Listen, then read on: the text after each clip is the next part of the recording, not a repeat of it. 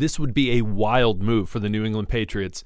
Let's talk about it. My name is Aaron. This is Sports Talk Patriots on the daily, pushing out that content to people just like you who can't get enough Patriots football, even on a bye week. So do me a favor, hit that subscribe button, hit that like button, and comment below. Today, what we're going to be talking about is potential changes for the New England Patriots. Do I see it coming? I don't know. It would be a wild change, but we're going to talk about that as well. Gerod Mayo making some hints at players that he wants to see on the field more, who they are, and why he wants to see them on the field more. We're going to jump right into it. So first and foremost, we know the Patriots have had a rough season. Again, I think there have been a lot of hiccups. There's been a lot of unforced errors, very frustrating times to watch. Other times you watch the first drive, you're thinking, wow, this team's different. And then it goes downhill from there. So the Patriots have not been consistent or as consistent as they should be this year. Now, one thing that's interesting is I have been on the train that the New England Patriots are not going to move on from Gerod Mayo, and I still do believe that.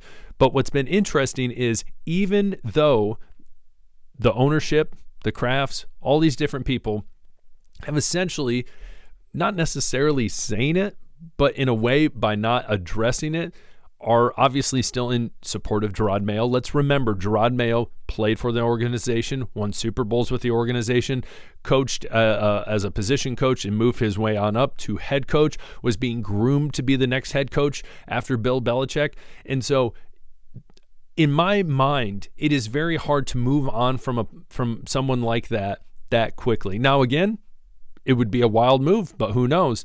Now, again, articles continue to show up of Mike Vrabel possibly being considered as the next Patriots head coach. Now, again, I want to say this, again, like I said, this would be a wild move. Would I like this move? No, I like Mike Vrabel. I honestly thought he was a shoo-in from the get-go when he got let go from the Titans. I thought that was a horrific move by the Titans. He had proved in Tennessee that he has what it takes to be the coach. I think offensively, that team had some hiccups, had been struggling. Obviously they lost. A.J. Brown was traded. Derrick Henry went to the Ravens. All these different things. Offensively, they're not clicking on all cylinders now. But under him, towards his last couple seasons, after they made the AFC Championship, their offensive numbers had declined. So again, a lot of times people see you're not doing what we want you to do. Okay, so you're out. Case in point, Gerod Mayo. A lot of people, hey, I don't think you should have been hired in the first place. Want him out. Again, I see this as a long shot for him to be fired. But again, we're going to dive into it just a little more. I do think that as the season progresses and we see Gerod Mayo, especially in these last 4 games, again, they're going to be tough. If they lose out and it's embarrassing, I feel like in that scenario, the Krafts have to be looking at it saying, is this the position we want to be in? Especially too, what we talk about on the back half of this episode, these players that he wants to get in. If these players aren't doing well, what is the outlook for this franchise going to look like? Again, Drake May, great. Christian Barmore, great. Christian Gonzalez, great.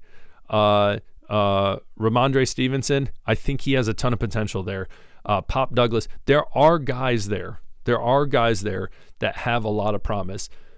But again, as an organization, Elliott Wolf, Gerod Mayo, you are galvanizing this team, put him in the best position possible to win. And the question is, have they done that this year? That's up to you to decide. Again, I see times that they have. I've seen other times where it's just like, I feel like he's eating his words a lot. It looks like a mess, and it is what it is. And so, again, Mike Vrabel is someone that I wanted for a long time. Again, do I see Gerod Mayo getting fired? Right now, I'm going to tell you no, I don't. Not after 1 year. Has it happened to coaches? Plenty of times.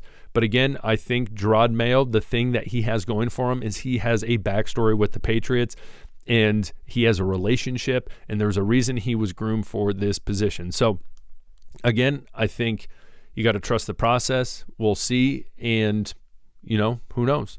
But again, I do want to stick on the topic of Mike Vrabel just because I find it incredibly interesting. This year alone, we already see the Jets have an opening, the Saints have an opening, and the Bears have an opening. The Bears what they're going to do is they're going to probably try to get Ben Johnson from the Lions. If they don't get him, it'll be interesting to see, but they're probably going to try to get some sort of offensive-minded person to get in there and fix the Bears offense that just has not been clicking for, it seems like, decade after decade after decade after decade. Anyways, when you probably have to say your best quarterback ever is Jake Cutler, wow, yikes, that's embarrassing. So anyways, the Saints, interesting opening as well. I feel like there's, in areas, it's an older team. There's a lot to be fixed. And then the Jets, it's Aaron Rodgers is probably not going to be there, but of all those three, the Jets seem like the more interesting. Defensively, they have a lot of weapons. Offensively, technically, they have a lot of weapons too. I honestly, they just did not do great this year. And again, I feel like Aaron Rodgers was riding highs and riding lows, and it was bad. Now, other potential openings would be the Jaguars, really rough season. The Giants, definitely could see that. The Raiders, the Cowboys, if Jerry's upset. And then, last but not least, the Patriots. So, Bengals, I don't see that happening. 49ers, I don't see that happening. But again, Mike Vrabel will get a job. And the question for the New England Patriots is, again, are they going to make a move to try to get him? And my answer is going to be probably not. And the reason being is they didn't do it the first time. If they wanted to, they would have done it the first time. Case in point. Last but not least, I'm going to say this. Bill Belichick, again, he will probably coach somewhere, but apparently I saw that he interviewed for the job at North Carolina. Again, it might have been just to, do an interview. I don't know. I would assume he has to be interested. If you're going to an interview, you have to be somewhat interested, especially going into a conference where Florida State is now awful. Clemson is not what they were. Miami isn't that great. The ACC is not a perennial powerhouse when it comes to college football. Yes, they put out great athletes. I'm not saying they don't, but I think compared to conferences like the SEC, the Big Ten, even the Big 12, I think the ACC has always been incredibly top-heavy, typically with teams like Clemson, Florida State. Miami has gotten better as of late, but not great. Again, they're not even in the playoff talk right now. But it'd be interesting to see if he went there. I'm sure he could bring in the recruits like crazy. But Mac Brown did that as well. So the question would be, would he be able to do it? I don't think he's end up going to go.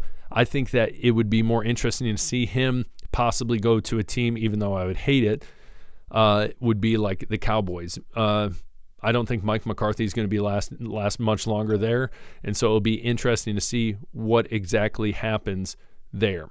Last but not least, Gerod Mayo hinting at increased time for players, all players that you would expect, Javon Baker, Jalen Polk, Layden Robinson, Caden Wallace, all drafted this past year. Now, this goes back to the very beginning of the episode where I talked about how the end of the season goes for Gerod Mayo. And you look at this draft, and Elliott Wolf as well. You look at this draft class. Besides Drake May, what is everyone else doing?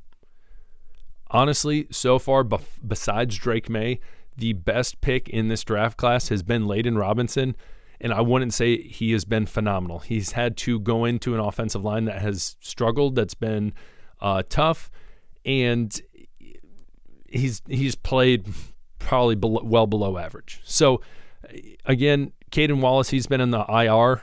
He was someone that I had a lot of hopes for just because he was a more versatile player coming out of Penn State. So we'll see what happens. But again, if these guys go into the end of the season and they get more playing time, more targets, and it's just not looking great, I feel like that reflects poorly on Mayo, on Wolf. And so, again, could something be changed in this organization? Could they fire Gerod Mayo and make that decision in the next 4 weeks just because they don't like how this rebuild is going? Yeah, it's a possibility. Again, do I see it happen? No, probably not. But I'm willing to eat my words down the road. So comment below. Tell me what you think about anything we talked about today. I truly appreciate it. Again, you guys know my name's Aaron. This is Sports Talk Patriots. We'll talk later. Peace.